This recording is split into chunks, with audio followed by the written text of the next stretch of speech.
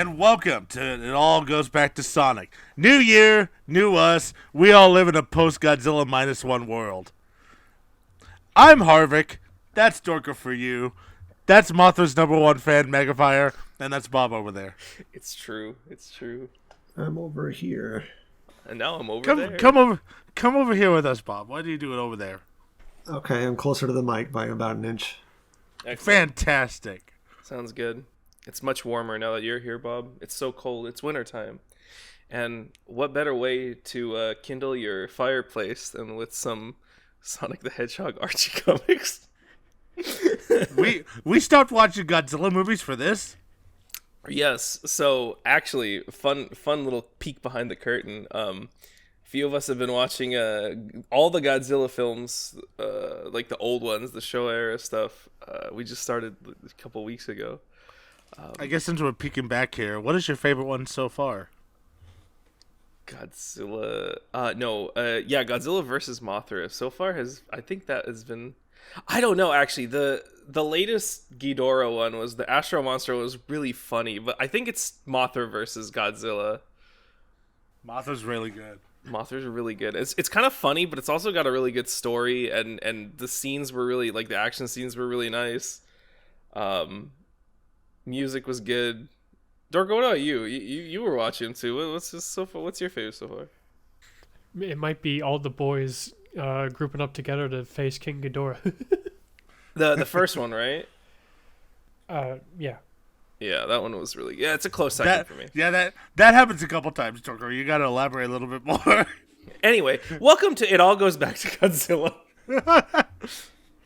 And Bob, I think you only watched one with us. I watched half of, not even half, like a piece of one of them up to the end. It was the funny one with King Ghidorah, and they triple team him at the end with some string. Oh yeah, Yeah. yeah, that's right. That is King Ghidorah versus Godzilla, or Godzilla versus King Ghidorah. One of those two.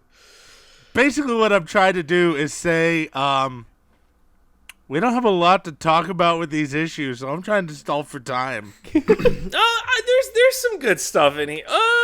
There's some stuff in here. I don't have a lot to comment on, but on the flip side, the summaries have been a bit long. So. Yeah, there's a lot happening. It's just, it's not good or bad in a lot of these. They're kind of lukewarm. It's there. Yeah. But I guess let's just get started. I'll let you know that we were reading through Sonic the Hedgehog 61 through 63, Knuckles the Echidna 16 through 18, and then Sonic the Hedgehog 64 through 66 in that order. We're wrapping up the quest against Ixis Naugus. Knuckles is there, and we learn some history. It's interesting, I guess. There's intrigue, betrayal, sex. Maybe not the last one. All they did was kiss. Yeah, well, you know. No, that's very lewd in the Sonic universe. Exactly. Yeah. So I guess let's just kick it off. Number 61. Sonic the Hedgehog. Sonic and Tails fight to free the... I believe these are the Down Under Freedom Fighters. I'm not completely sure. I haven't seen these guys in a while. Yeah, it's the Down Under ones. Right. So, having escaped, the gang explained to Sonic and Tails that after the big battle with Combots, Duck Bill, the platypus, it's spelled Duck apostrophe Bill apostrophe. I think he's just called Bill. Yeah, his nickname is Bill, I guess, is what they meant with that. We're just going to call him Bill. He suddenly goes AWOL, leaves everybody. He went renegade and assembled a team of wild Duck Bills to attack the gang's construction site for some reason. Sonic leaves the gang so they can find out what's going on with the platypus. They cross a river, survive an ambush, and make their way to a hut on the other side of the river to find Bill there. He passes out all of a sudden, so the gang opens a hatch in the floor to find Cronkbot still alive, who had somehow snuck a mind control device onto Bill at some point. He's missing his arms and legs, so Sonic just shuts them off before he can start talking about something we don't even know what it is yet. Sonic and Tails say goodbye to the gang and take a plane ride out. We have a tiny short story called Turbulence. I called it Turbulence. That's not the full name. Or maybe it is. I don't know. I just do like one word. Total Turbulence. Total Turbulence. I just do like one words in the short stories. Yours titles. is better anyway. It's okay. It's just called Turbulence now. So Ixis takes the form of a giant cloud and smacks the plane. They fly back up into his face and he dies. The end. A classic. It'll be important later, I swear. There's a Jeffrey St. John short story. He is tasked by King Acorn with assembling a strike force that can take on spy assignments. He starts his mission on the floating island. He recruits the yellow wombat and a blue Espio. Yeah. I believe this is not Espio. It's just some other guy. It is some other guy. Yes. And then he gives a little card to who I believe is Hershey from the Endgame arc. I didn't even remember this character at the time. I just thought he'd found a new girlfriend. He asked her to show up at the armory, and then with 3 agents down, 1 left to go. No, correction. This may be his first girlfriend. Yeah. His only girl. This man is like a chick, like the opposite of a chick magnet. Whatever. Yeah, and then before he finds his next 2 agents, or whatever, he just decides to call her for the night, and that's it. Mm-hmm. So I will say this issue starts strong. This very angry Tails face. Oh, Dorko, who are the writers and artists here? For this first story, it's Mike Gallagher writing, and the artist, I don't know how to pronounce this last name, Harvey Ducasio. Mirka Ducasio, yeah, that's right. Fuck, I fucked that up real bad. Oh, my bad. I feel like we haven't seen him doing art in a while, actually, because I think Harvo. No. He's been he's been doing he's been doing like covers and stuff, I believe. But I don't think he's done like art for the comic, like the penciling. Mirka Ducasio.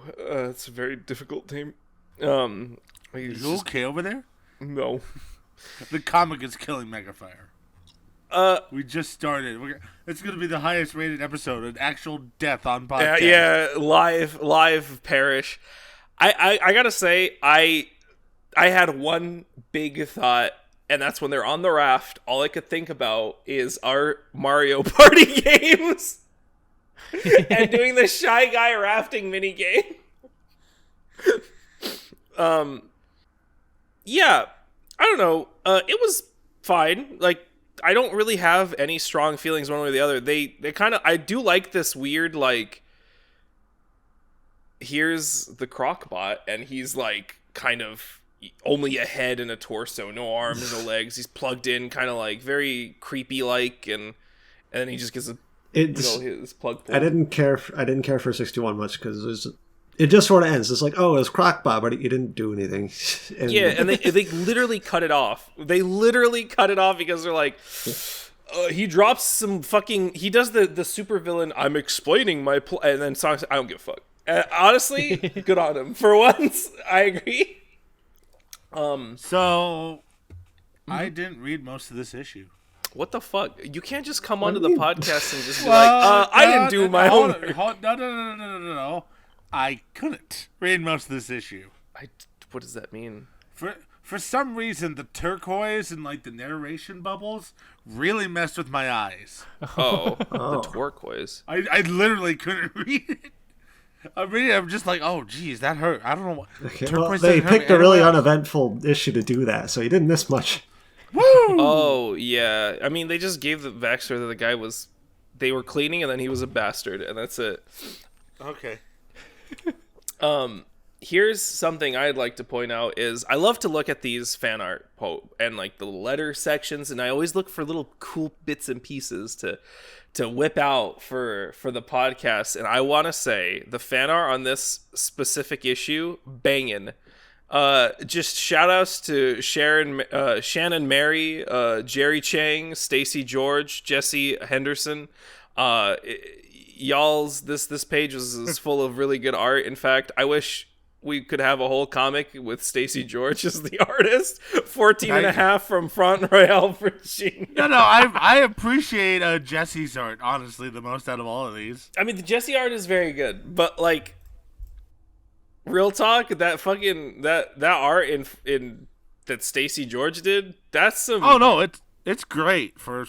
And they were only 14 at the time. Good lord. This is the 90s, man. They got the anime Sally and Bunny. Oh, that's what I'm talking about. I like these 90 anime vibes by Shannon. You guys don't know this artist yet, but when we get to the Axel, whatever his Axel, his art reminds me of Shannon Mary's. The VTuber? No. What? I don't know. Maybe. Are they a VTuber now? Shit, they could be. Probably not. They could be. You say that, but yeah, I love the fact that Bob, you said remember that'll be important later. Ixis Naugus appearing as a cloud. That's such a me maneuver. I did not expect that from you. I wasn't kidding. I know you are right, but it surprised me. Yeah, the recruiting thing, I kind of like that one. I mean, it's an interesting little sub story. It's just a little bit. It's like 3 pages, so there's not much, you know. It was all right. I think none of us were probably particularly excited to have a side story about this guy, but he didn't do anything apparent, so I guess it was he's fun. tolerable in this. Yeah, he's not like. Well, he's not. Yeah, I don't know about that, but. That comes later. I said in this one, Dorko. Okay, yeah, right, okay. All right.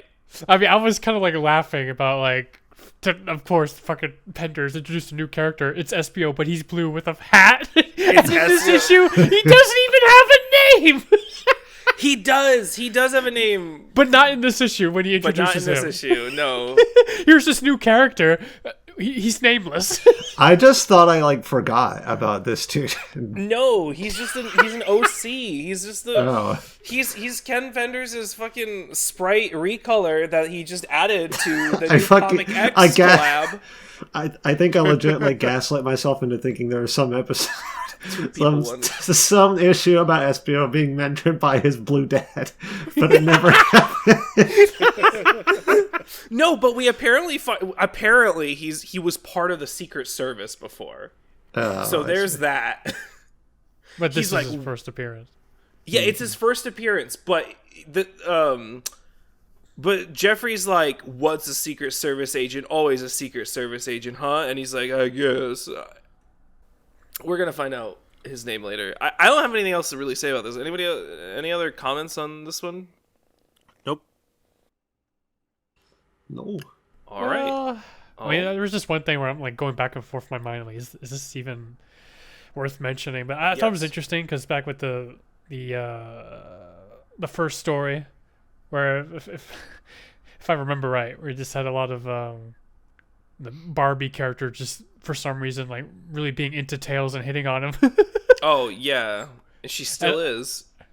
I thought it was interesting to find out that there was an old forum post of Ian Flynn talking about that, where I guess at some point when he was writer and he was talking about how he very much does not care for that and how he would I guess if I can just read the link the forum post too. I'll link it in the Spark note. Okay, that part was kind of tricky because I was trying to find it and I think it might have been a Wayback Machine thing where I couldn't find his post, but I found someone who was quoting it.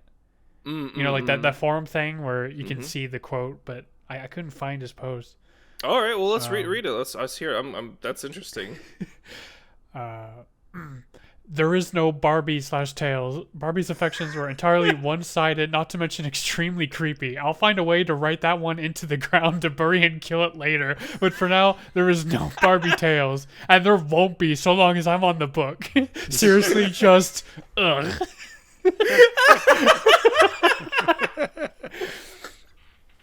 Oh my god, that's so fucking funny.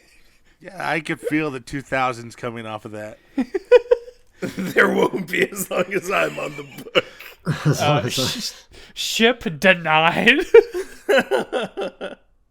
It's really funny because I don't think I can't remember like just kind of a peek, I guess, spoilers or not, but like I don't remember him actually like making true on that threat. I would have loved to see it, but I think he just kind of doesn't come up again as a thing. Like, I mean, that's probably like the easiest way to handle it. Is just like nothing happens, literally. Yeah, for sure. But damn, now I really wish that he did just write it into the ground.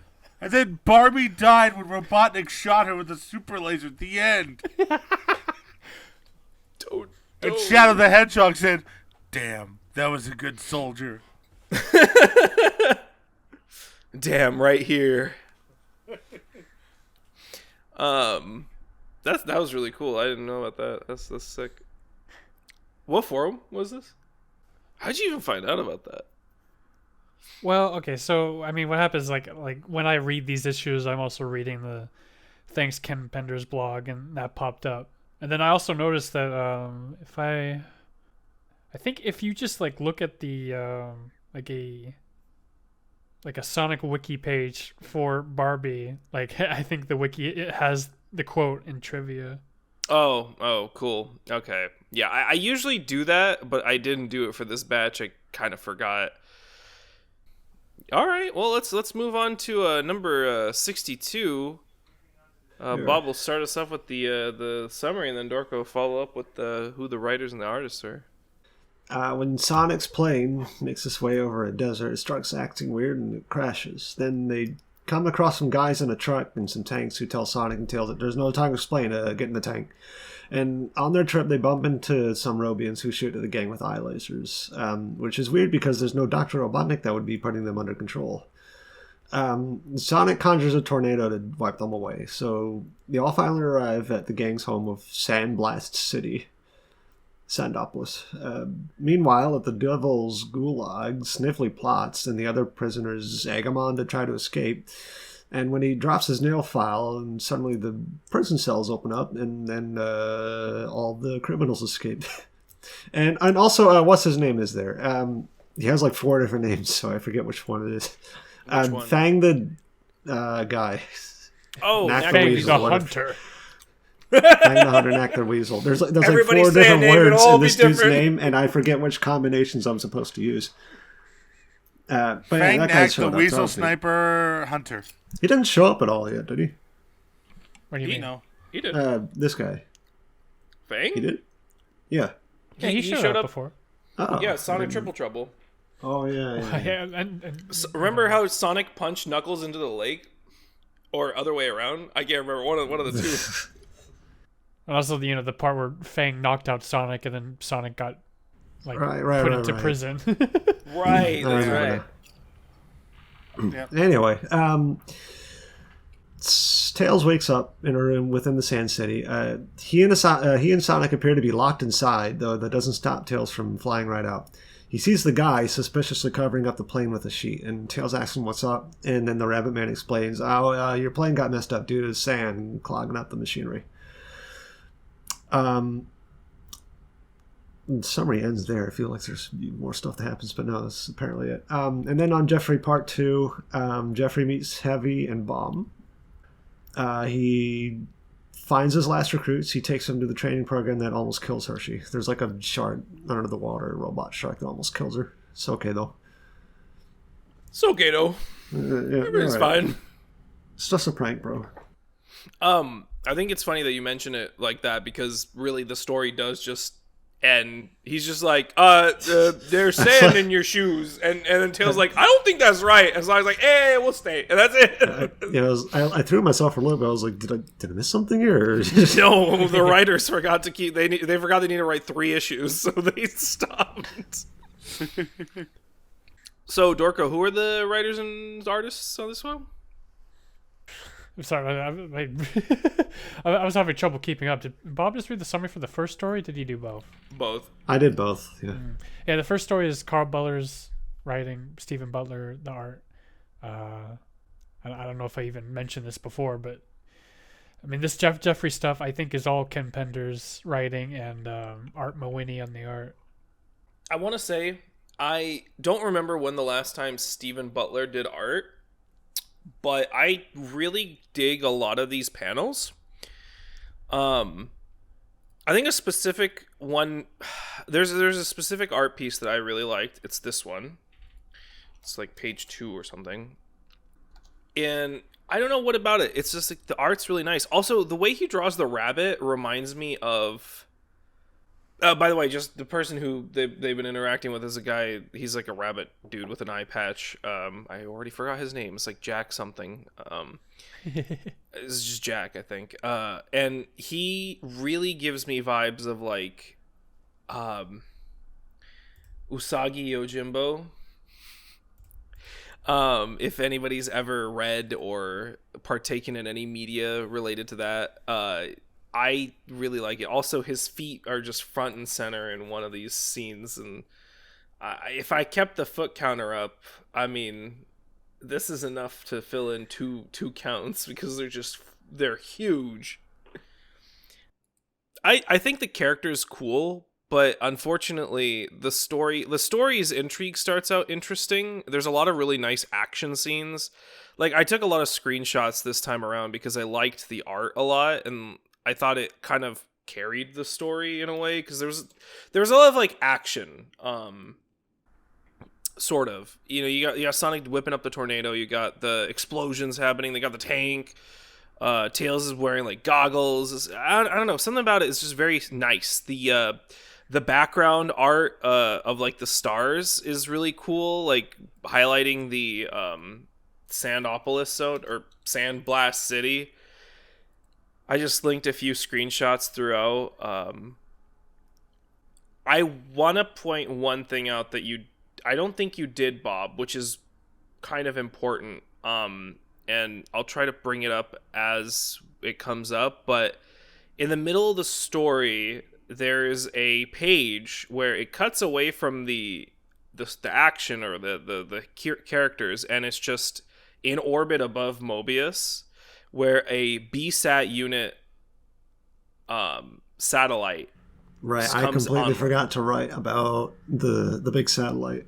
Yeah, the man pushes a button. Yeah, it's important, but satellite comes online.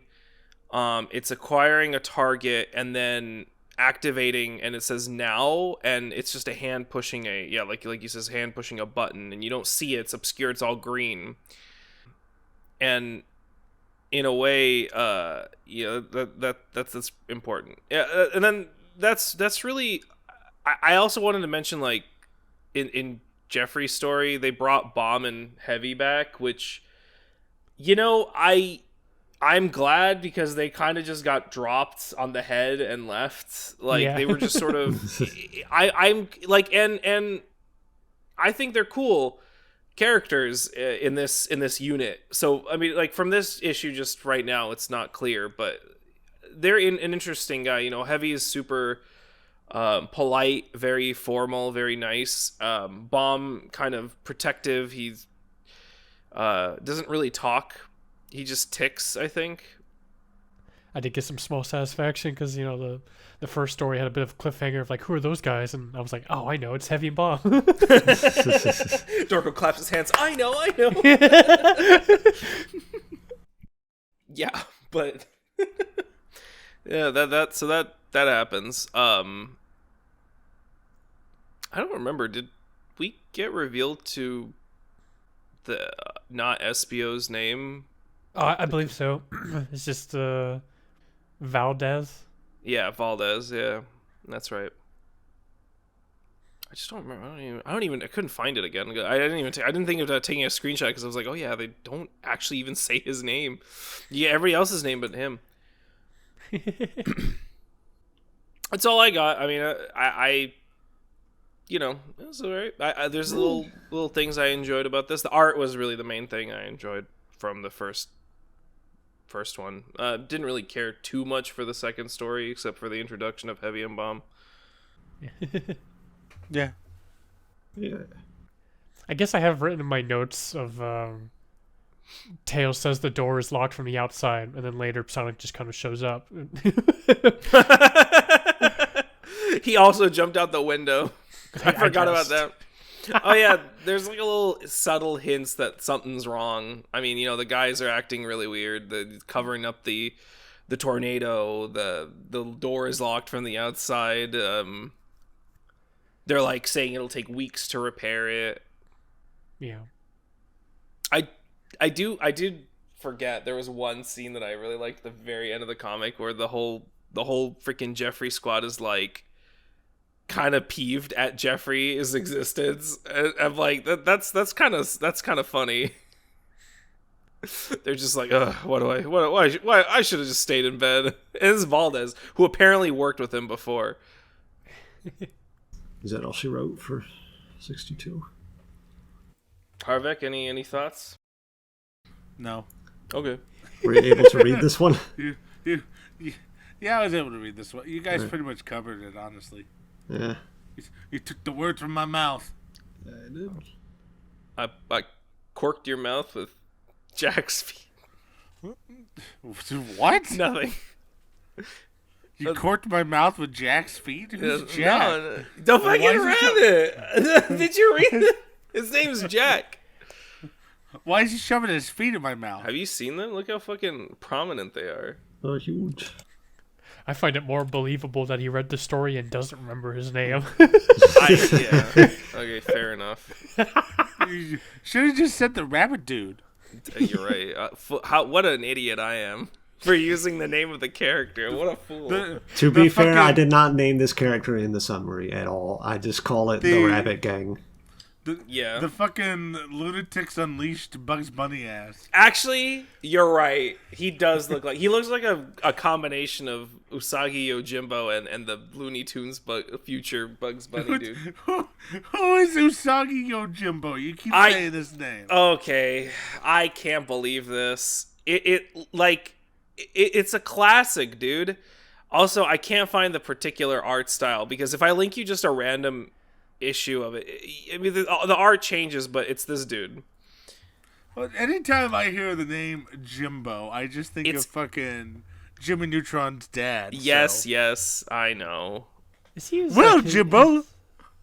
His own thing? Because, I don't know if I'm misremembering it, but I feel like he would sometimes show up in Teenage Mutant Ninja Turtles stuff. I was just linking the Teenage... Yeah, he does show up in Teenage Mutant Ninja Turtles. I don't actually know what the connection is between them, but Stan Sakai created Usagi Yojimbo.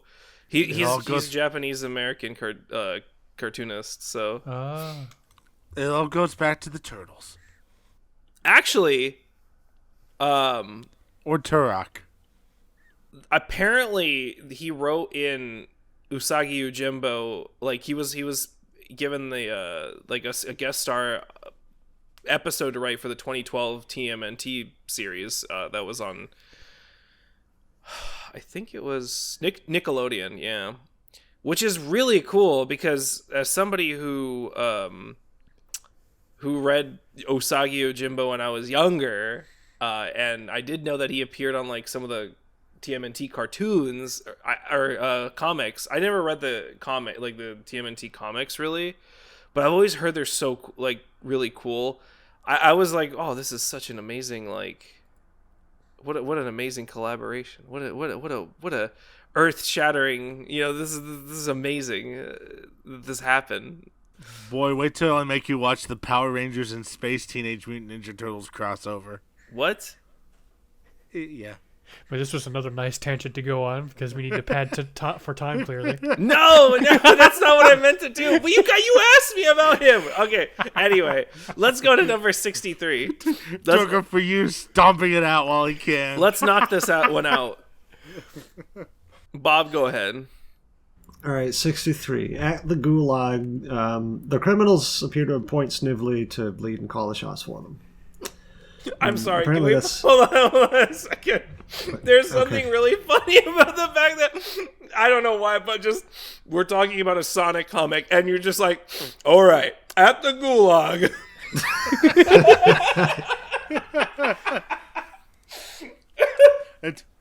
Today on Sonic the Hedgehog, Sonic fights Hitler. Today on Sonic the Hedgehog, the heroes are in the Gulag. Which already happened, actually. On a very special episode, Charmy's friend dies of LSD. Charlie's friend dies of LSD. I've been thinking about that part all day. Anyway, Go ahead. after that, so Sonic is basically living his paradise, eating chili dogs, and there's a pair of fucking Barbie doll furries, and Tails is getting upset because apparently Sonic has planned to like just sit here for like a week to take a break off the mission. And it turns out Sonic and Tails really are prisoners here. Sonic seems to figure it out at some point. They get into a fight with the Rabbit Gang. So Tails gets to the plane while Sonic breaks out. He breaks the statue, which causes the force field blocking off the town to short out so that the two can make their escape, while the Robians, because the force field is down, they break into the town. And meanwhile, Snively and his new gang also make their escape. And as for the Jeffrey thing, as part of training, Jeffrey brings the agents to a real mission to infiltrate some kind of base operated by a SWAT bot. They take him out, and on their way out, they bumped into Sally, who does not approve of the dad. Organizes this whole thing without telling her, and that's all she wrote. Did they just all like die when the Robians showed up? Are these two dead? Do these two furries die? Which ones? Yes. The ones you just posted. Tweety Bird and... what became of everybody when Sonic just left them all for dead? Yeah, you just said it. You just said it. They died. I don't know, but it sure does seem... This is another... Okay, you gotta remember the Cal-L issue where Sonic's like, fuck these guys. I don't care if they self-destruct in their dimension. Whatever. They got the same energy. What is with this Sonic? I gave him a chance, man. I have a theory that Sonic is like Doctor Who. No, I don't like that you put that in my head. Dude, oh my god. No, they're the Looney Tunes. I just realized every single fucking furry in this is a Looney Tune. Look at this. I didn't even... I was just looking back over a random issue. I just literally pointed my finger at... It's Roadrunner and Wile E. Coyote. Okay, but what Looney Tune is the one on the far right? Scaly. My favorite Looney Tune. There's Tweety Bird. It's just Scooby-Doo villain, Dorker. You wouldn't understand. You wouldn't get it. You don't understand the dark, deep Scooby-Doo lore. I mean, I watched Monsters Incorporated, but that's probably the deepest lore they got. It's deep, but it goes even deeper than even the Lego lore. Okay, but the lizard guy, going away from that, the lizard guy does have a really cool design. I will say that.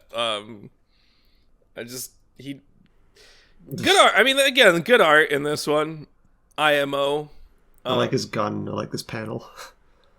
I like this panel too, with all the guards fighting the. I love how Fang always looks out of place in these like group shots. Look, guys, it's that guy from the game.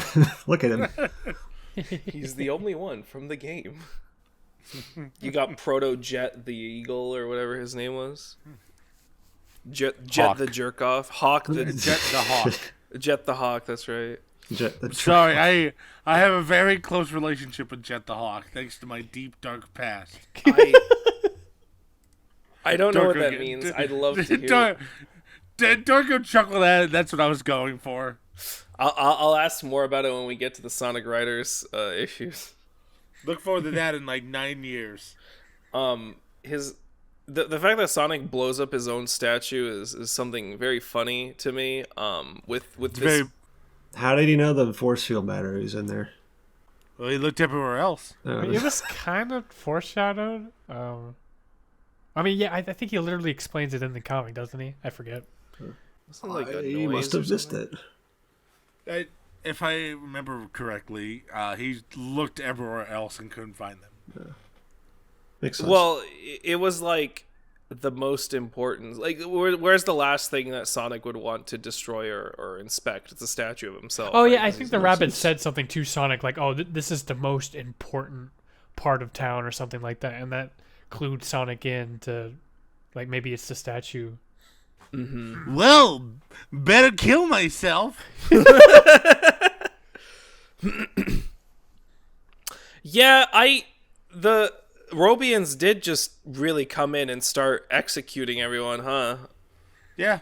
I didn't. It goes Yeah, I full Terminator. don't particularly care for that ending. No, like, okay, but I gotta admit, I actually do love it because of the last like exchange between Sonic and Tails, and I'll link it here right now. Just about anything in Sandblast City, I take it. It's too bad they liked me. They really, really liked me. We can still go back and just fly the plane, Tails. Just fly the plane. As they're flying away from a burning, exploding city in the background, looking back at it like, what the hell? Now that you link this, the scene here, this is proto Blue Eyes Tail. I did not even realize that they started to... Yeah, you're right. They started to change his design a little bit over these issues. I mean, I don't think it sticks, but that's Blue Eyes Tails right there. Blue Eyes White Dragon. His eyebrows are still banging. Like, why do they stop drawing eyebrows on Tails, like, the most powerful ones in all of existence? Because I love those eyebrows. Every time he has eyebrows, I'm like... I knew something was missing from Tails all these years. Real quickly, because I just clicked the page past this. This is great Robotnik art that you could color. Oh yeah, they just... He has weird lips though. Yeah. But they're like, remember Robotnik? Do you miss him? Here's a color him in. Yeah, that's all I got. I don't really have anything else. Yeah, I got nothing. Yeah. Can you refresh my memory? Like, this is... I might be zoning out a little bit during the summaries, my bad, but this was also Snively breaking out, right? Yeah, this is the... Where it was actually pretty comedic, because they all, help Snively because they think he freed him, but he didn't do anything, but he starts playing into it. Like, he's like the big bad boss. I was pretty confused when I was reading along the story. I couldn't quite follow along. Like, the first time I read it, like, I just assumed...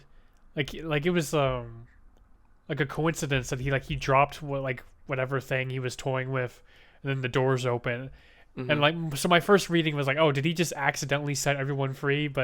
And then, like, later I realized, oh, wait, no, he didn't actually do anything. Wow, you were Drago in this scene. You were literally them. Everybody was like... Snively, like, in the previous issue, Snively was like, oh yeah, I'm gonna get out of here. Watch this. Like, he's just like, just watch me. You guys don't believe in me? Well, look who'll be laughing now, like, like when I get out. And then he drops the thing and everything opens, and then they like find him and they're like, oh, you're calling the shots. We won't doubt you again. So it did its job against you, I guess. Anyway, meanwhile, at Echidna Church, Bob, give us the summary. Give us the Sunday Gospel of Echidnopolis. Okay. It's Knuckles 16. 16? Which has the most terrifying... Can you refresh my memory? Did we go over the Jeffrey story at all? Do you have anything to say about it? Because I don't. Oh, I guess that's fair. I mean, I guess the only thing is I still don't like Jeffrey. Oh, yeah, you were going to point something specific out. He's just kind of a jerk, isn't he? He is, isn't he? Yeah. He's kind of an asshole. He's kind of like... Isn't it a big surprise? They're like, all right, our main characters should be assholes. Sonic the Hedgehog and Jeffrey McStink. Okay, I think these kids don't like our character, which he tries to fucking smooch Tally all the time. Let's make an arc about him. He's trying to where he gets some people almost killed. Yeah, and then he hates Sally actually, and then he treats Sally like shit. Actually, let's 180 on this. Anyway, Knuckles 16. Knuckles 16 with the most unsettling cover art yet. It's just the faces. Why do they look like that? Why do they have quivering lips? I don't like this. I do not. They all just ate a piece of a lemon.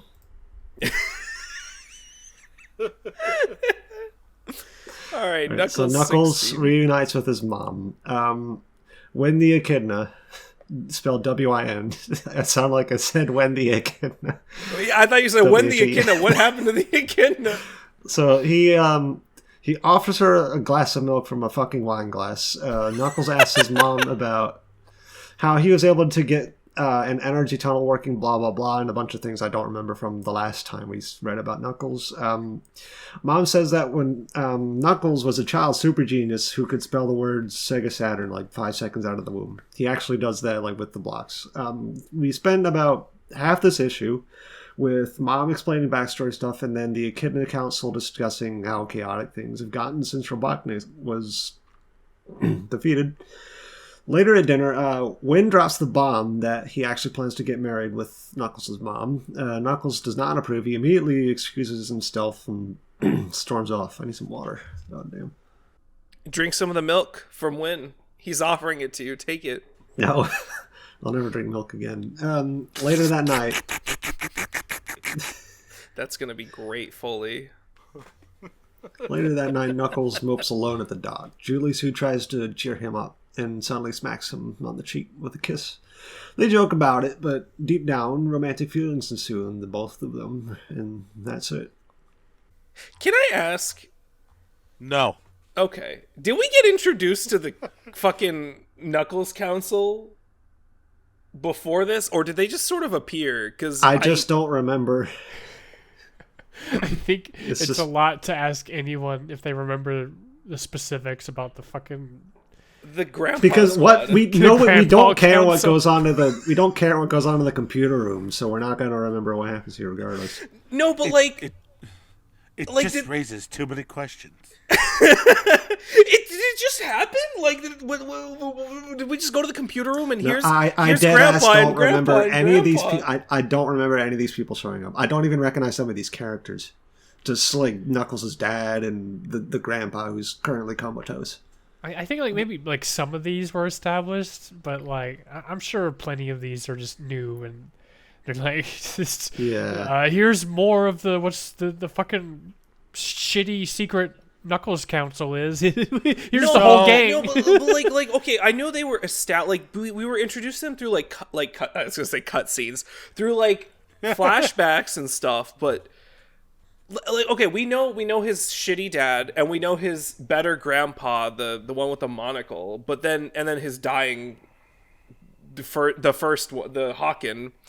But like then they got like the purple Echidna. Then they got bandana vest Echidna.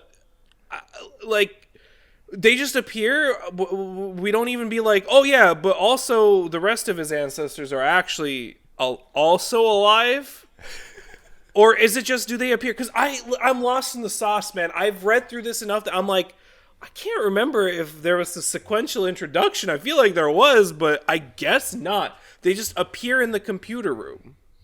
MegaFire? Yes? It's okay. It's okay, man. It's okay. It's okay. I got a little trivia for you to calm me down a little bit. When the ship is going towards the floating island, I'm like, oh boy, an original ship design. But no, it's just Boba Fett's starship. It's Boba Fett's star. I actually knew that one. Along with the Federation shuttle there. We were Of introduced to the course. Federation shuttle last time. We knew about that. I know, but consistency, you know.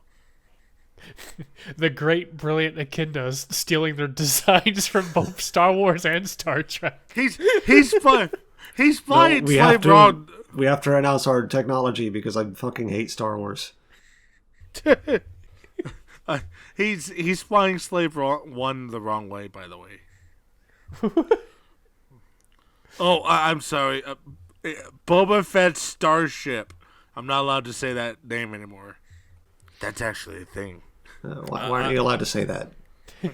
No, You can't call it Slave One anymore. It's offensive. Just What? so you know. Oh, all right. But Yeah. there's so much slavery in Star Wars. I know.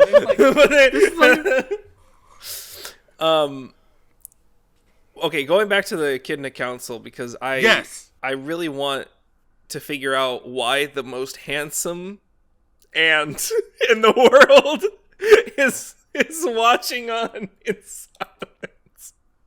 What is this supposed to be, Indiana Jones, or am I insane? Jay Leno Ant. I almost spit my water out. He really does have the Jay Leno chin. Oh, the Sigma ant. An impressive chin. I've portrayed myself as the Sigma alpha male ant, making me the victor of this argument. Anyway, the council is going on and on about something about Dimitri. I don't...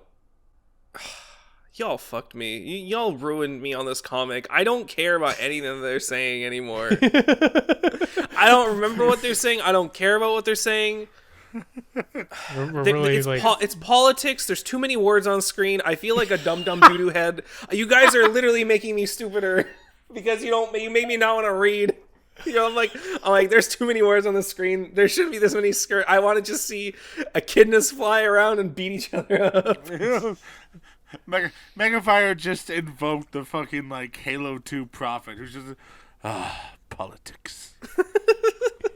I mean, there is literally like, they're going on about like echidna interests and like the ants are there too, I guess, and Sonic and Tails up to no good. I don't know. They're like the Illuminati. He's making them the Illuminati. Why?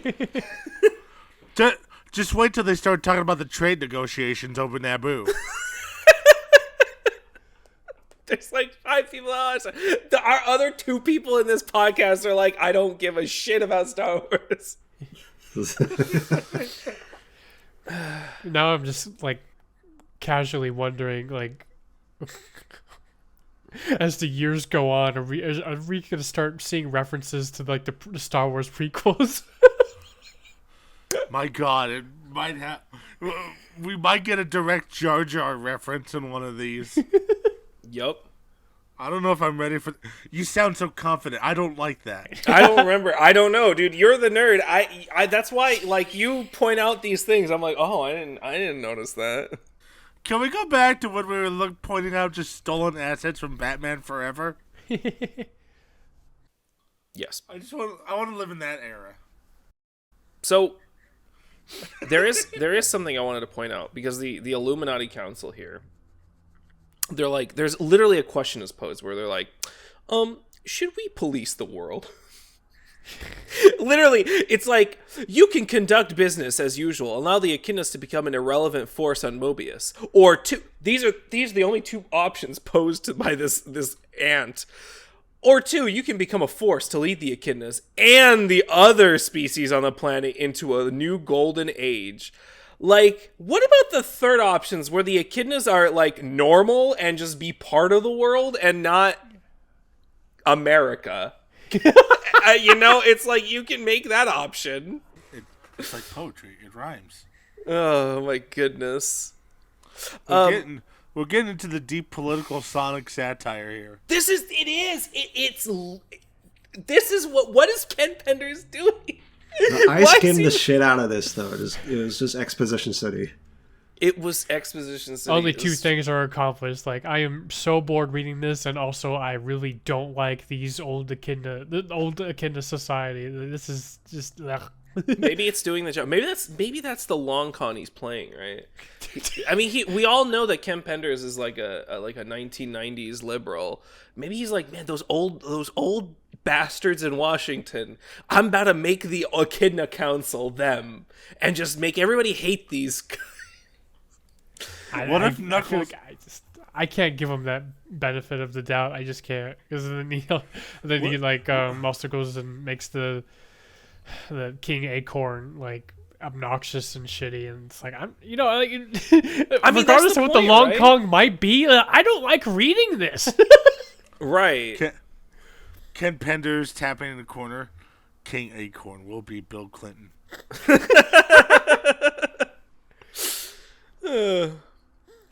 There's one thing, kind of referencing back the Thanks Ken Penders blog. I did remember reading, and I went back and I looked at it again.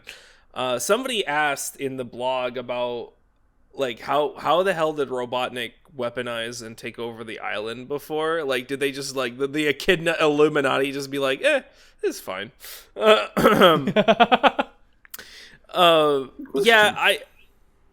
I I know that I don't remember what Bobby's response was, but she said something. I don't really know if it was like an answer. It's just, I guess, like, because they didn't threaten Echidnapolis directly, it was fine. But, like, that doesn't make any sense, because the Brotherhood is, like, supposed to protect the Master Emerald, or, sorry, the Chaos Emerald, or whatever, the big emerald.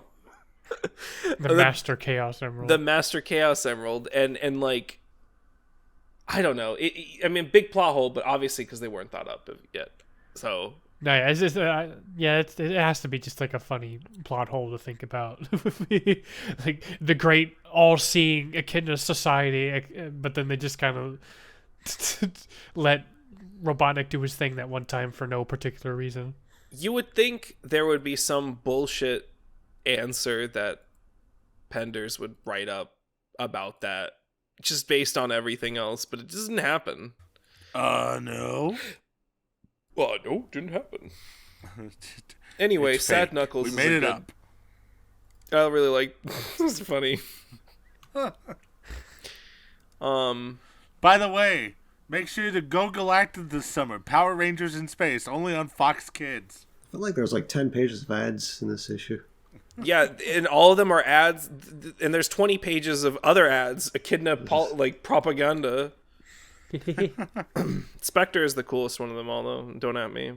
I don't think that's his name. I think I made a mistake. Yeah, no, he's Spectre. No, I don't know. I like to call him Helmet Shadow Eyes. Helmet Shadow Eyes is very good. Knuckles the or Shadow the Echidna. There you go. Blade Edge the Echidna. Anyway. Julie, Sue, and Knuckles don't kiss. 0 out of 10. Let's go to the next one. Look, you're putting Bob to sleep. Let's keep going. Yeah. Next one. Not saying Star Wars again, I'll pass out. So, an Echidna with black eyes arrives on the scene. What? I don't find Godzilla boring. That's not going to work. Exactly. I'm keeping you awake. I don't think. Avatar: The Last Airbender. I've never seen that. Shit. Surprise. Hollow Kier. Let him go with the summary. Shut it. Let me fucking do my thing. So, an Echidna with black eyes arrives on the scene. He's going for a walk and he bumps into Julie Sewell. He believes her to be an enemy and lashes out at her. Meanwhile, Knuckles meditates and then trains himself to fly without using his eyesight and instead seeing using his guiding star gem. Elsewhere, the Echidna dads watch all this from the computer room. A power outage occurs, so they check on Grandpa Hawking, as well as some other person in a cryogenic chamber. They're both still alive, thanks to a backup power system.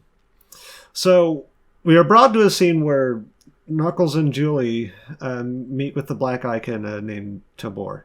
Now, my summary does not include the part where the fucking fight between Julie Sue and Tabor is broken up.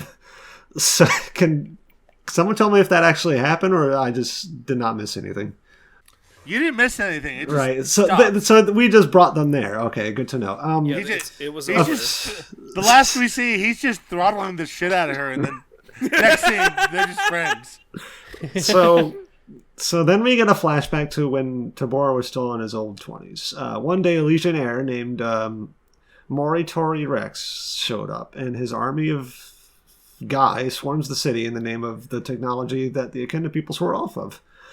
During the battle, Rex activates a thing that inadvertently winds up teleporting himself and his enemy Tobor to some ruins that end up collapsing on the two. Tabor finally wakes up in the rubble to find his den grieving over the body of someone who he believes to be Tabor, but is actually Rex. So Tabor finally gets out of the rubble after a day, but due to the shame of his failure as a guardian, he leaves to wander Mobius until he today discovers a floating island.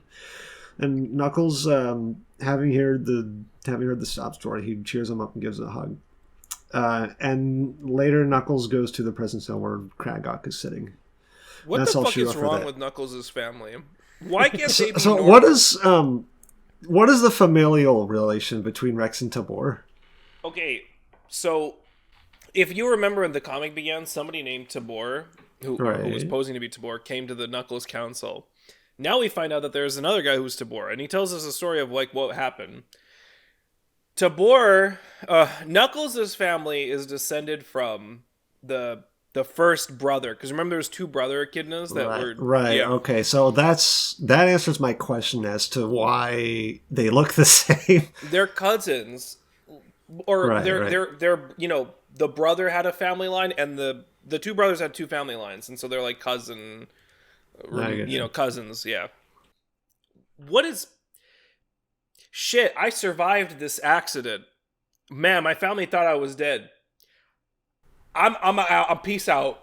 I fucked up. I can't face them. I'm this. What is wrong with you? What is wrong with you? You could have fixed everything. You could have prevented this whole story from happening by just being normal and being like, "Hey, family, I'm not dead actually," and they would be happy, and you would be happy, and guess what? This whole plot line would have happened. None of us are happy. And we would have been happy if this did. I liked this plot, I'll be honest. Like, I remember reading back. I was a big fan of this whole, like, weird intrigue of guy posing as another guy to infiltrate the Echidna Illuminati, and yeah, it just, but now that I'm looking at it, like, man, there sure is a lot of bullshit. Like, it's really silly from multiple angles. Yeah. I like my own note that I wrote for myself, which is Bro's dad didn't even recognize him because they're all Knuckles. Oh my god. Using the lazy character designs to his advantage as a writer. He's a genius, actually. I like their My Little Ponies. They're cool. Bird horse. Is that all we got for that? Yeah. Yep.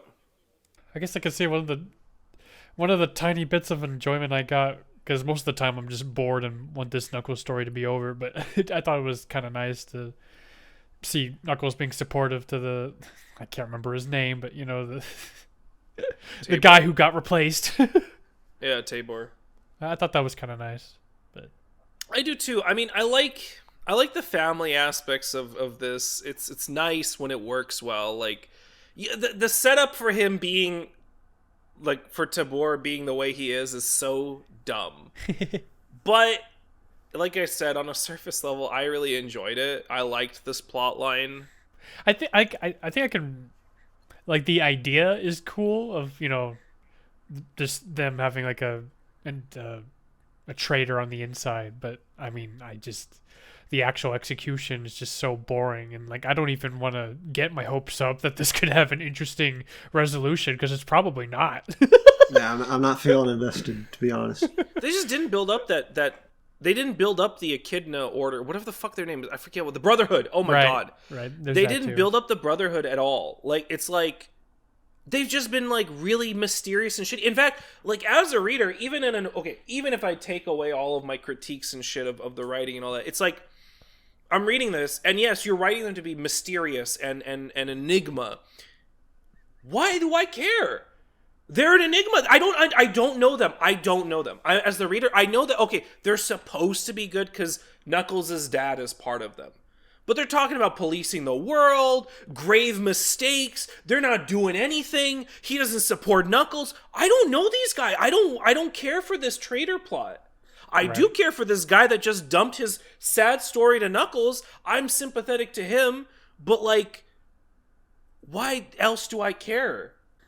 I don't. That's the answer. Like, I don't care. Like, I've been trying to detach myself and reading it as if I'm going through it fresh. And having this perspective of like going week to week, or not even, we do longer periods. Usually it's like a week or two before we read and meet up. But it's like, if I was a kid in this time, you know, I always use this logic before in the inverse. Like, I'm trying to read it like, oh, I'm a kid, I'm getting it. Instead of reading it like all 30, 25, 30 issues at a time, I have like, 5 issues I'm reading. And it's just like, if I was a kid back then, I'd be reading one of them, maybe 2 a month. I don't care. I don't know these guys. And half these cuts are like like you said, he's throttling her, and then literally they're having coffee in the next scene. It's like a parody. It's like a joke. This isn't like, this is surreal. They cut to them having coffee. I can't even make that up as like a joke. It's just so funny. Anyway, that's my little rant on that. Issue 18? Anybody? Issue 18. Yep. Tabor has tea at Knuckles' mom's house, discussing what it's like to maintain the balance between family and guardian duty. Knuckles demands complete privacy during his talk with Kragot, albeit at the risk of his own safety. Knuckles' dad, elsewhere, works on fixing the computer room, and he wonders what caused the problem, but who cares? Nobody cares about the computer room. Knuckles wants answers from Kragot about Kabor, but Kragot doesn't want to talk. Knuckles is agreeably tired of all the secrets and that nobody fucking tells us anything, and he tries to punch some answers out of him, but the two are dragged into a warped dimension all of a sudden. Kabor, I'm trying to make sure I'm not mixing up the Knuckles names. Kabor talks about the mix-up his dad did, explaining the nature of Rex's injuries may have allowed him to fold Kabor's family. Tabor, T. Huh? Tabor. I started spelling it wrong. It's Krager and then Tabor. I just called him Kabor. And Moratory Rex, which is completely... That name is really cool, by the way. I forgot to mention that. Moratory Tyrannosaurus Rex.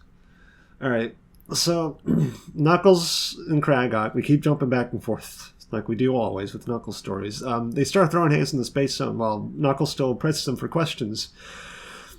Kragot is like, fuck it, and he explains by going over the stuff that happened with Dimitri that turned him into Enerjack, and then the time Enerjack lost to Mammoth Mogul, then mentions Dimitri's son, Menaker, who founded the Dark Legion, blah blah blah, who was exiled by Steppenwolf into the space zone that Knuckles and Kragot are in right now.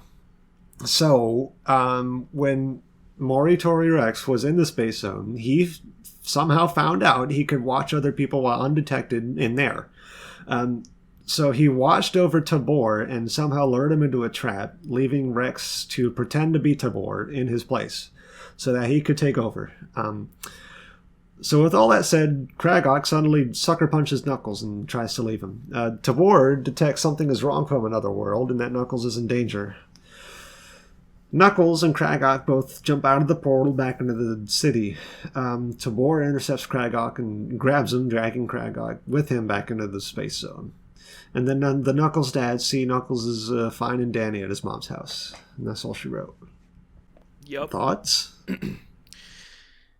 I do like, now that you've pointed it out, Darko, I will say it's a light in the dark here, that the story with Tabor and Tabor's character itself is really, I do like that. I like the fact that the weird spider senses are tingling, but then he just takes the guy and he's like, this is my fight. And he's just like, yeah, see ya. I'm taking him to space. I'm gonna fight this guy. I think I would have been all right with Tabor if he didn't do the stupid fucking thing and just stitch everybody. Yeah, like that was ranting about earlier. The spider senses in the middle of his exposition dump. Yeah.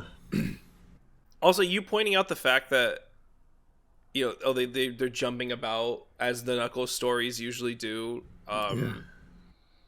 Made me realize in the last couple issues that didn't really happen much. And I was like, man, why did you come back? Why'd you do it again? Why are you bouncing? It wasn't doing it that much in recent months, has it?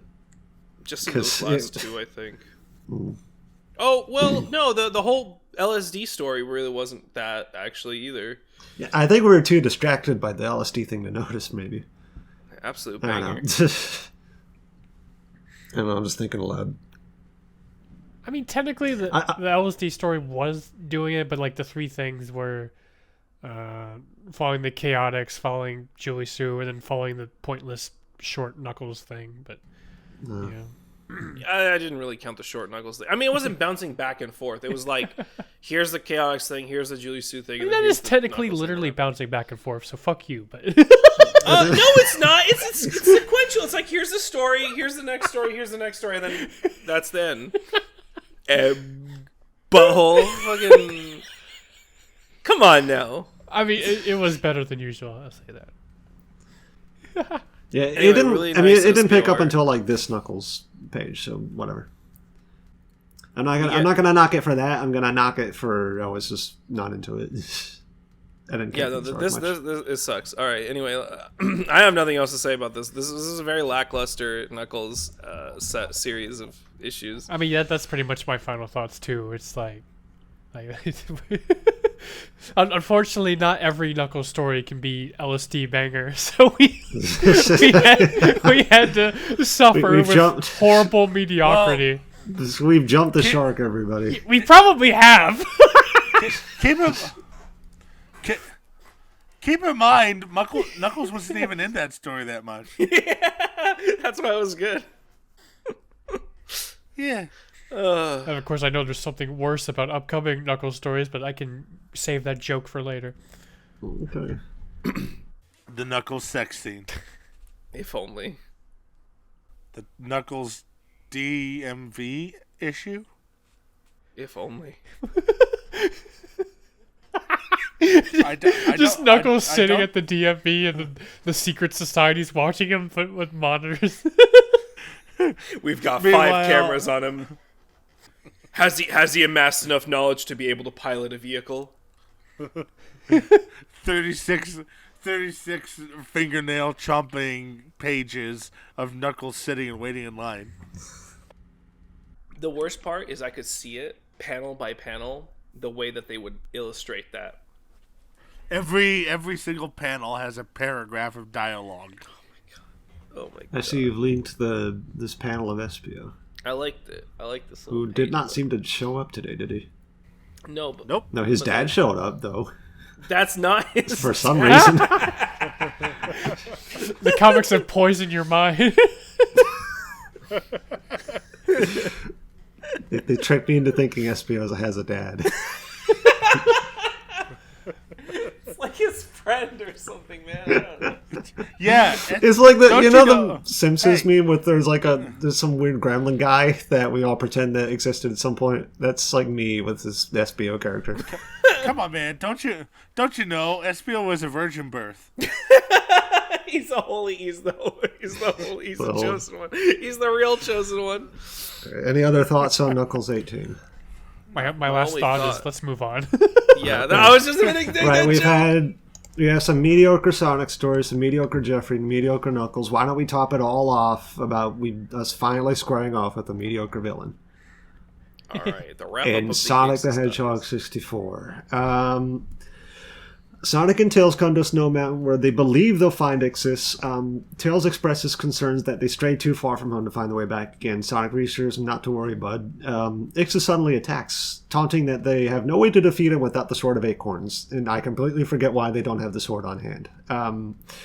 Also, it might be worth noting, they point out here that the turbulence that caused the two to crash in the Sand City was intentionally caused by Ixis. You can't link that panel while I'm talking.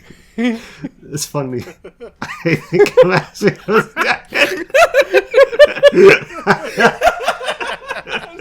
I'm sorry, everybody. We interrupt this summary with Valdez's face with the most disturbing grin.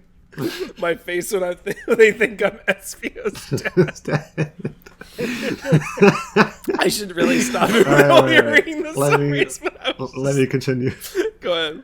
All right, so the turbulence that caused the two to crash in the Sand City was intentionally caused by Ixis and his cloud form when he hit it.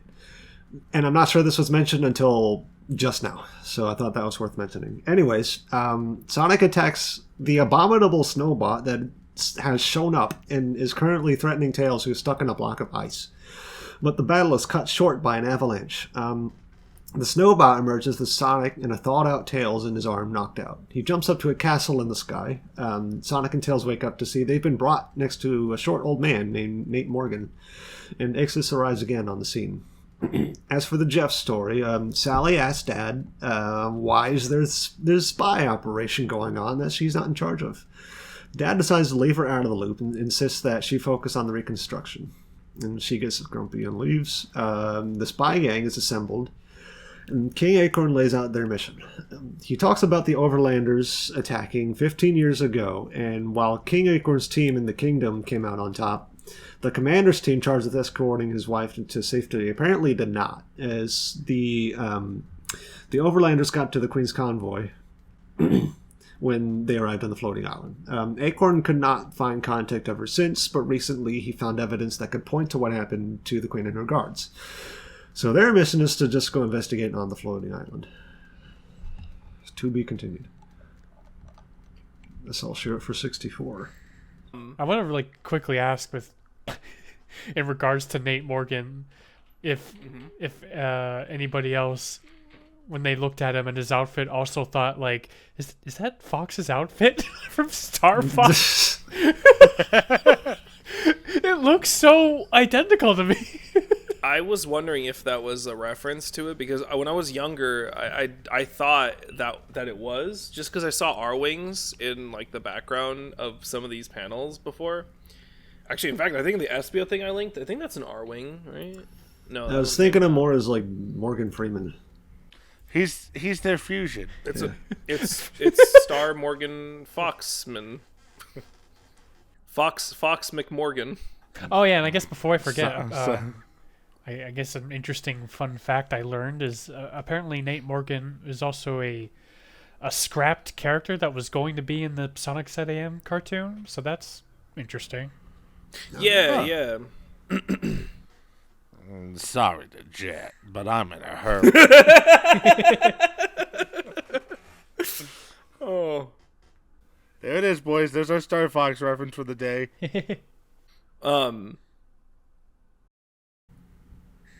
Yes. I was just... You good? No, yeah, You all right, man? You have a moment? I'm just thinking about it where I actually really like the setting of this first issue, like the snow and stuff. I think something about it was really cool, just because we've gotten like, how do I explain this? Ixis has been appearing in all the like weathered based, I guess, encounters. Like, the first time we had was a storm in the over the ocean. One time I think it was lightning. The other time there was the sand, and then it was the snow now, because they fight Ixis in the snow as well. And yeah, I don't know. I was just trying to figure out how to articulate that. I think that was a neat little thing that they did with this plot. That they're hinting that he has elemental powers?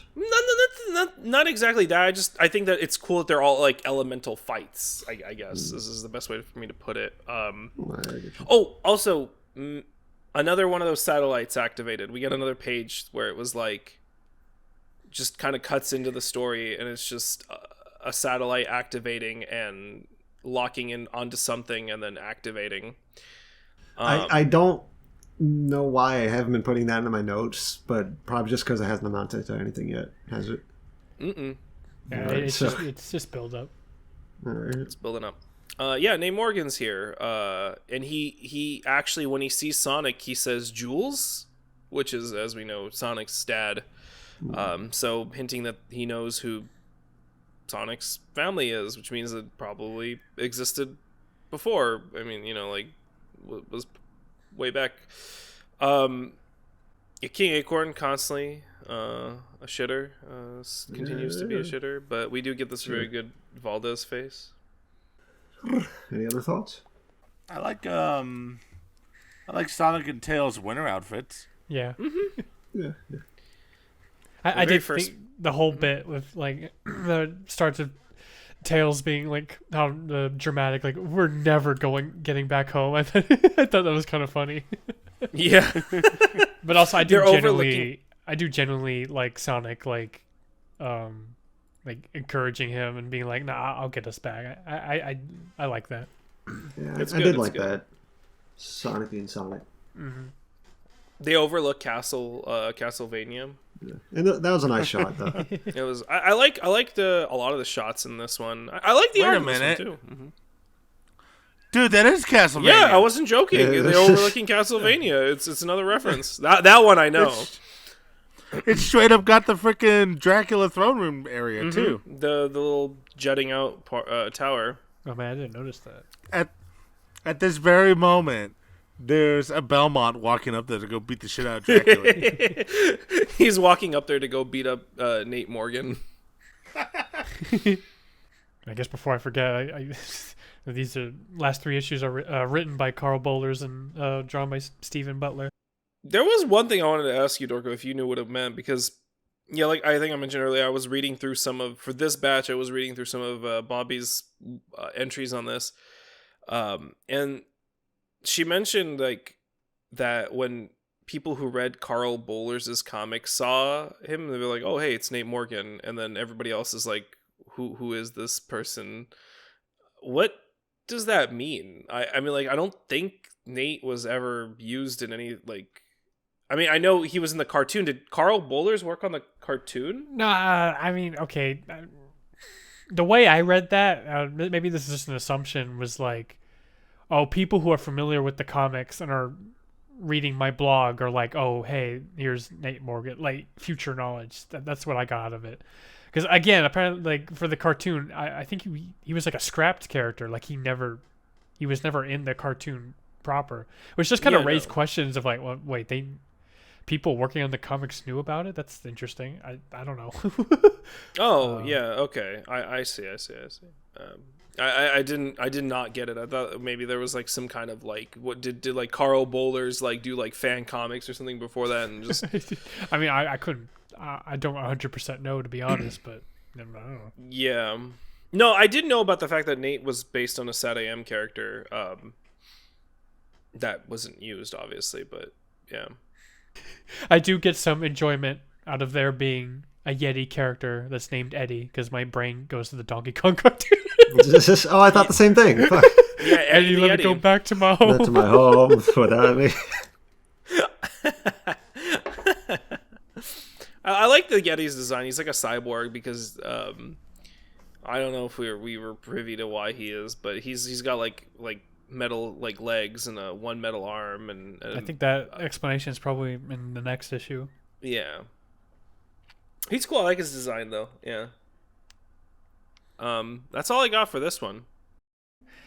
There's a sentiment I really share in regards to the Jeffrey plot and all that shit, which is like, this is what we're getting instead. Like when we could have something else, like, oh, what about a story with Sally or Bunny and Antoine? Like, no, we're just shitty Jeffrey gang and the king, and I'm like, this sucks. Oh, you get a slightly better short story in 65, if that cheers you up. Yeah.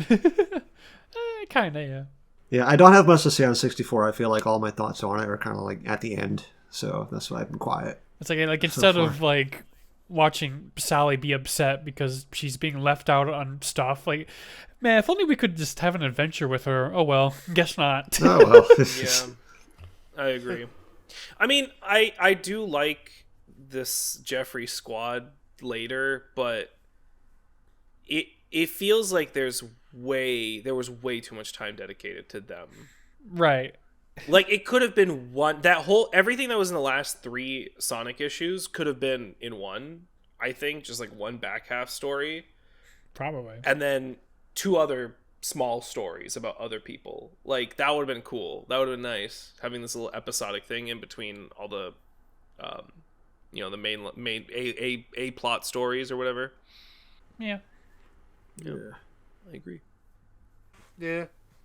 All right. 65? 65, yeah. Super Mario 65. 65.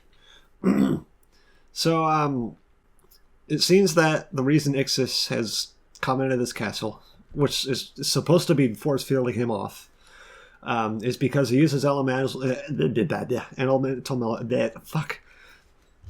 element. He used his elemental magic to hide himself away in Eddie the Snowbot cyborg arm.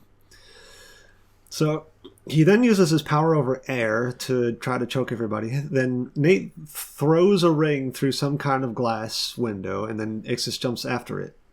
And it threw me for a loop because it turns out the glass window that I thought was magic is just a glass window. The ring was just a hologram. And Ixis jumped through because he just phased through it with magic to get this ring he really wanted. Anyway, with Ixis now stuck outside the castle, Nate starts talking about his backstory, in which he was part of a team of underground scientists in Megapolis. They found a ring that should have been an alternative to typical fossil fuels and basically a fifth element that would reduce pollution. He wanted to wait before testing it, just for good measure, but his assistant, Julian Kintober, tells him, "Oh, it's fine, bro, test it now." And then an explosion occurs and Nate gets in a legal trouble. So, expecting to just get killed by Mobians in the wild, the king of the Mobians, I think his name was Maximilian Acorn. I don't know. He finds this man. It was Frederick. Frederick, right? Who is Maximilian? I think Maximilian is Frederick's son and also Sally's dad, right? Okay. So he takes him in as a member of the royal court. He is able to finish research and basically declare the power ring as a fifth element. So great, all is well, but Ixis was up to no good and lied to the General Kodos that Nate was some kind of traitor. And through manipulation, war breaks out between the Mobians and the Overlanders. Ixis shifts the blame on Nate when disaster occurs, and Nate is exiled. Nate journeys to the Snow Mountain, befriends Eddie, and so the two built themselves a castle home in the mountains. So that's all she wrote for that part, but we also get an Amy short story, where Amy shows Dulcie the Dragon a book she found. It's about a Great Dane named Kirby, who was a storyteller in old times. Dulcie flies her to the local library, and they go find books written by Kirby. And also there's one by Yuji Naka named Hedgehogs I've Known. Yeah, I missed that. But when they hear someone else is in the library, they decide to book it just to be safe. But the story ends with this unknown character saying hello in the darkness, like it wasn't looking for trouble. And that's all we know for now. And that little side story was written by Ken Penders with art by Art Moini. Thanks, Ken Penders, for writing a weird Jack Kirby story. We didn't see Amy in a while, did we? Yeah. So that was nice. Yeah, it was good to have Amy come back at least to show herself. I'm glad you caught the Jack Kirby reference. I was going to explain. Yeah, I was going to say. I ain't got to say shit. I thought it was really funny. When I read it the first time, I thought that was a really good little gag. The legendary Jack Kirby. He was actually a dog. Yeah. I enjoyed this one specifically. I like the backstory that Nate has. He is basically Mr. What's the word? Exposition, but I don't know. I think it was written a lot better than. See, it's exposition-y, but I like that at least they're doing stuff with Overlanders again. Yeah, and also I think it wasn't as hard or like 1 million things in one page. Like it was like it was. I mean, there was a lot, but there wasn't like, I don't know. It was written in a more digestible way. Like it didn't feel like there was a whole lot of nothing. Like it actually felt like somebody was telling a story instead of somebody was writing a college essay. Yeah.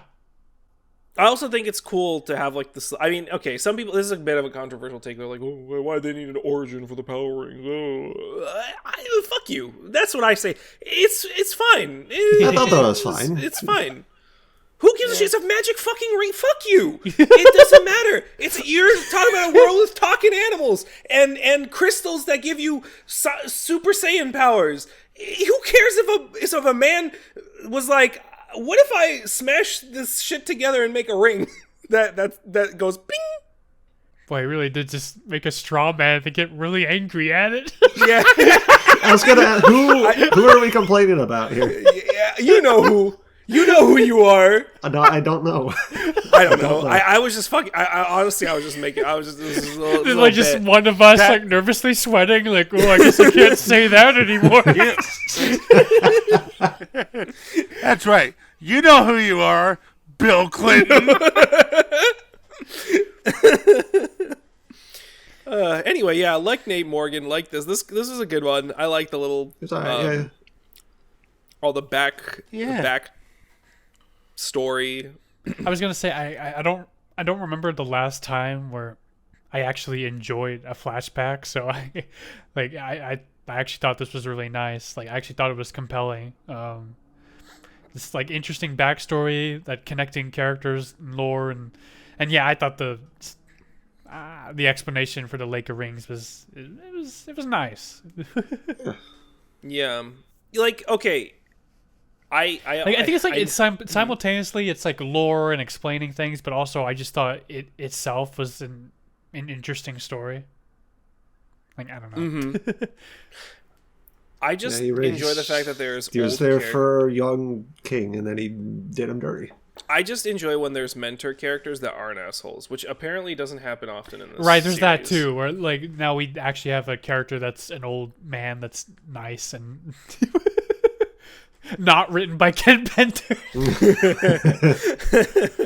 I think it's cool because it draws a lot of parallels to Uncle Chuck's story where he messed up and he is like now kind of self-punishing himself, and it's kind of you get the same thing with Nate where instead of him punishing himself, he's punished by like falsely punished. Yeah, it's a lot of really cool little parallels. I think Carl Bollers did a really neat job here where they're like, okay, I'm gonna try and bring all the crazy stuff that happened in the past, but like, you know, using one character can make it seem like it's weird, but at the same time I think he wrote it in a way that was believable. It's like, okay, you know, before Julian left, he's a scientist, so it makes sense that Julian would have worked with him or under him, or, you know, in this case it was under him.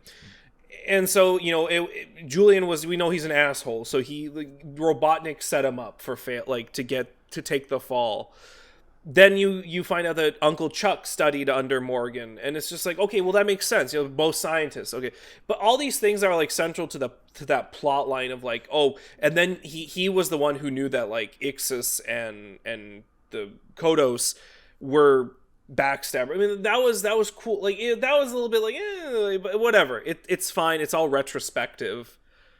I think he as a character is a really nice addition. It's like one of those things where it's like, oh, they added a new character. It's so hard to often be like, this was a good addition, a worthwhile addition. And with, I think even further on, Nate's, I like Nate.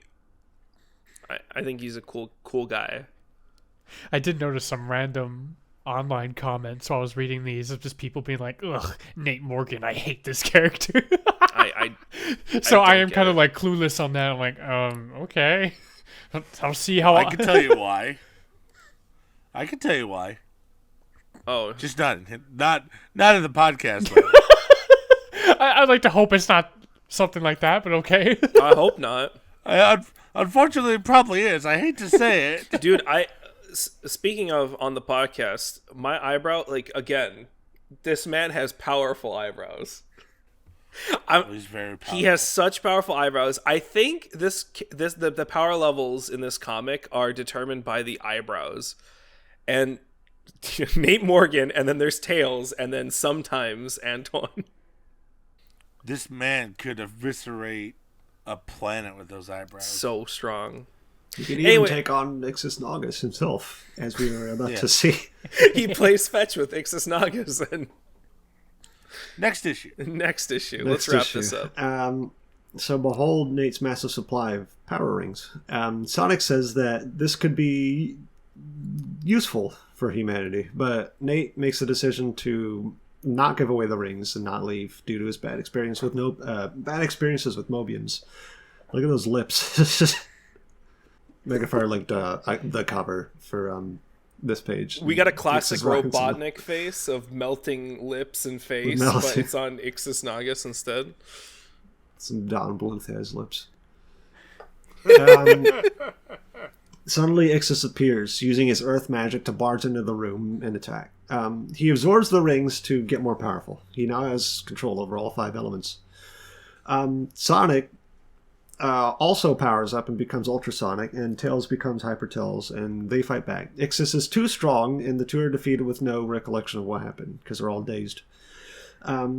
Ixis proceeds to finish off Nate, but I wasn't joking earlier. Nate yields some kind of flash, and then just like that, Ixis is gone, and the zone of silence that he was trying to control was sealed back up.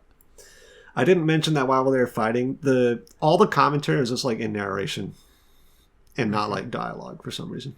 But I thought that was neat, actually. But anyway, so that resolves. I lost my place again. I'm tired. So, the cave they were in starts to cave in. Sonic, Tails, and Nate make their escape, but Eddie has stayed back and is holding up the ceiling so they can get out. And unfortunately, it crashes down on him. And that's all for the main story. And then we get an Ixis backstory, which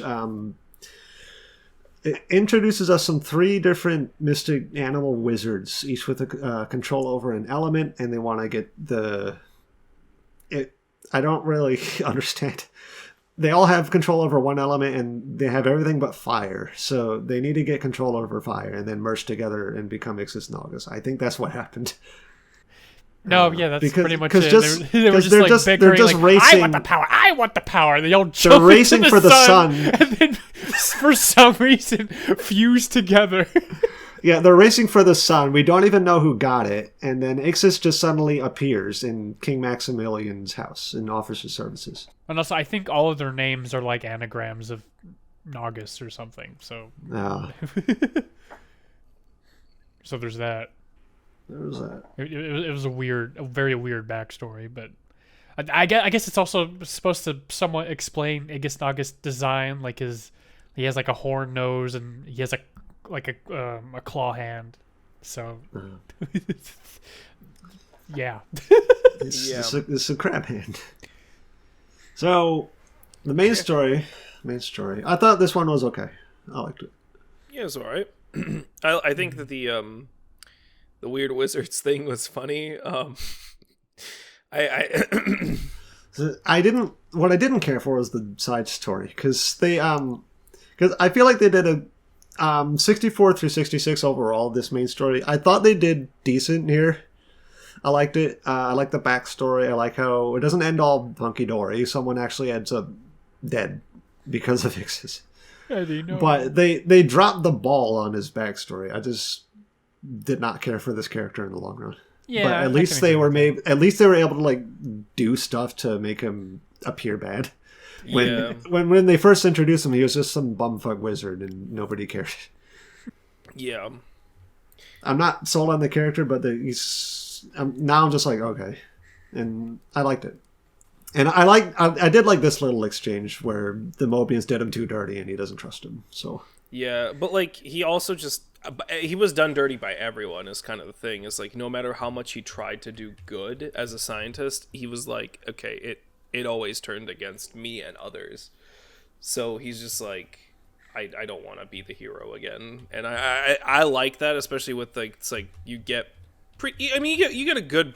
It's not like those usual like, nah, I won't do it. It's just I've been burned once or something. It's like, no, this guy's like he actually had the backstory to justify the answer, you know. Mm. Eddie, amazing. We lost a real one today. Real Iron Giant moment. Nate go. And then I guess crushed. I could clarify that I believe he had like a secret ring in his glasses, and that's what he used to. Right. I'm not entirely sure what he did to Ixis Naugus himself, but I mean, I know the comic straight up says he sealed the zone of silence. Maybe he sealed Naugus in there, but I'm not even sure about that. When I was talking about the fight, I probably should have specified not wait until the end that he was trying to open the zone of silence and gain his power. Oh, right. Yeah, there's that too. I do really like that like narration thing where when Ixis actually like appears, so they are talking and then the narrator like just takes over the story because it's supposed to be like an action sequence. So there's just a bunch of stuff happening and so like the narrator kind of takes over and is sort of talking about everything in third person where where the narrator, they're not like speaking their thoughts or like having thought bubbles. It's the narrator being like, oh, Nate Morgan is not one to underestimate. And then how many rings could each of them use to bolster their own unique abilities? And it just keeps going. I like that. That's cool. I didn't think about it conscientiously at first, but it did kind of stick out to me because it was kind of different and a little strange, but I guess it wasn't bad.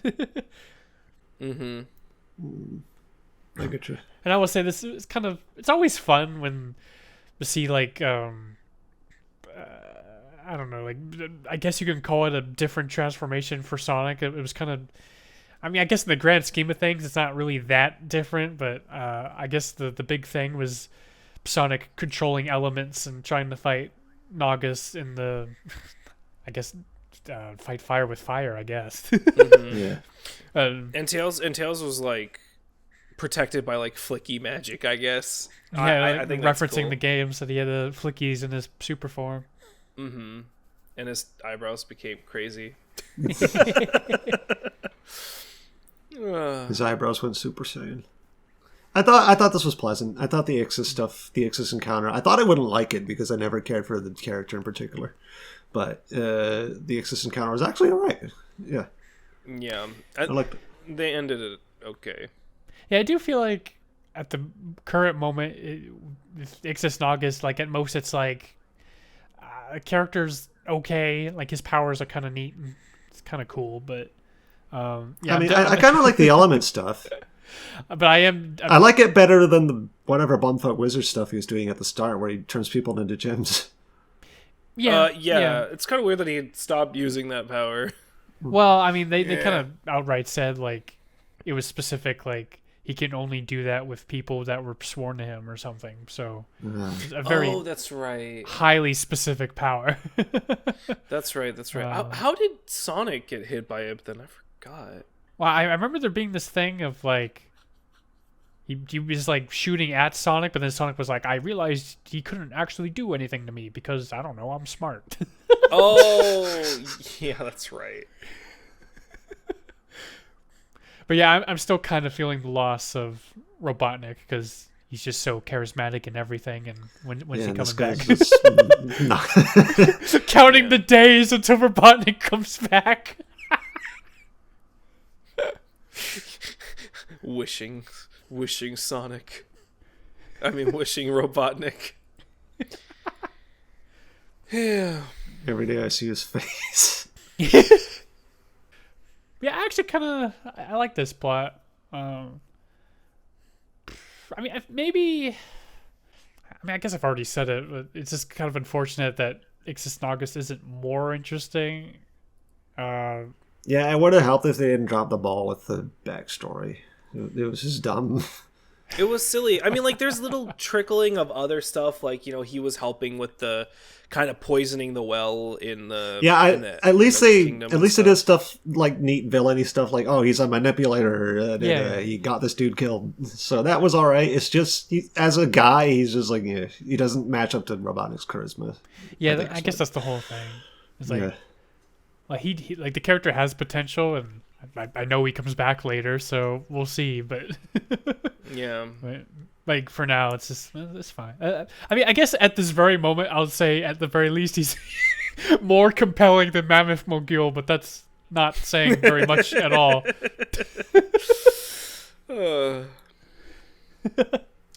Yeah. Harv, any closing thoughts? Yeah, no, again, you guys kind of covered it. Yeah. Yeah, I don't really have anything else to add. You stole my thunder. Reiterate it in your own words. Let's hear it. It was okay. Thanks.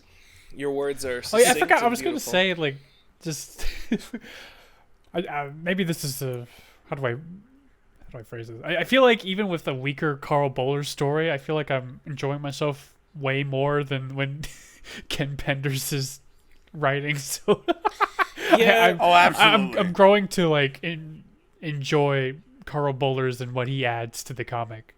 So I know that they're usually, like, when people talk about negative things with Sonic comics, they're like, oh, Ken Penders, Carl Bowler. I don't really feel that way about Carl Bowler. I mean, okay, I was a Penders Defenders just because I liked a lot of stuff that he introduced. I'm starting to understand that's not true. I was never like I never felt strongly for or against bowlers, but I'm kind of coming around where it's like actually bowlers has been introducing some pretty good stuff. Like even with the stuff that has been introduced by other people, when he takes it, he kind of does more with them than. It's sort of like I don't know. Like Pender's, he's had issues where they were good, and he's done things with other people's characters that felt more meaningful. But it's like when he uses his own characters, which is like 90% of the time, it's like you just forget how to write or something. Like they suck. Like it's just so bad. But when he's using other people's stuff, like I think back to that one with Sonic and Knuckles talking to Sonic's dad, and I'm like, that was a good that was a good little story. That was a Ken Penders story, and it's like I would never have guessed. For bowlers, I've been enjoying the content. I think there were maybe a few stories of his that I thought were kind of weak, but still, it's fine. Sure, like they yeah. I can't even remember who writes what stories, dude. I don't know how are you keeping track? I've been able to keep mental notes, but I mean, I feel like even if you didn't read the writer credit, at least with Ken Penders, I feel like you could tell, like, most of the time. Yeah. I almost forgot, but like, apparently the Jeffrey plotline is leading to Jeffrey gang going to the fucking floating island. So that's what we're looking forward to with the. Yep. With the next Knuckles story, I guess? Question mark. To look for Sally's mom. Great. Now we can see Echidnas and Jeffrey and fucking... I'm gonna cry. Or... maybe it'll be good. It's okay, Dorco. Oh, we'll find out next time. Yeah, next time. If anybody else, final thoughts before I close this out? I forgot I was gonna say... Overall... oh, never mind. Nope. Okay, I'll go first. Overall, not great. It's a failing grade. It's just that the Ixis encounter is all right. It just doesn't make up for all the mid that came before it. But at least we had that. But I think that's all I had to say about it. I think it's fair. I think it's a very fair assessment. Yeah. I was just gonna add on to I forgot with the little conversation about car bowlers is just that I'm under the impression that probably what people complain about the most is we haven't gotten to yet, but I don't know because I haven't gotten there yet. Next session might be a little shorter. I'm only probably gonna have us read through issue 67 of Sonic. Then there's the three issue Knuckles. And then issue 68 to just wrap it up before we jump into some super special like side story stuff, and a couple other things. But I'm like between that or like skipping the super special and then doing like Sonic 68 through 70 and then just going back to the super special for the next time, because I have to double check. I'll let you guys know, but I'm thinking it's probably going to be a smaller, like for sure a smaller load of comics this time compared to. And that might take a little bit for us to get there too. That's right. I'm going to Japan. After this episode goes out, I should be there already for 3 weeks or so. So this episode will go out, and then we might skip a week, and then when I come back, there might be an episode ready to go. It depends on how quickly we get together to read this batch that I'm putting together right now. But definitely another episode won't go up until I come back from Japan. He's gonna go meet Sonic himself. That's right. I'm gonna go see Mr. Sega. I'm gonna ask him about Sonic, why they made this comic, how they could let see this Yuji be like... Naka ask him about the book you wrote called Hedgehogs I Know. I'm gonna go see Yuji Naka in prison. I'm gonna break him out. I'm gonna break him out, and then I'm gonna put him back in after I borrow him for a day. Yeah. Okay, well, thank you for listening, everybody. Thank you. Thank you so much. See you next time. Bye-bye. R.I.P. Eddie the Robo Yeti. Never forget Eddie.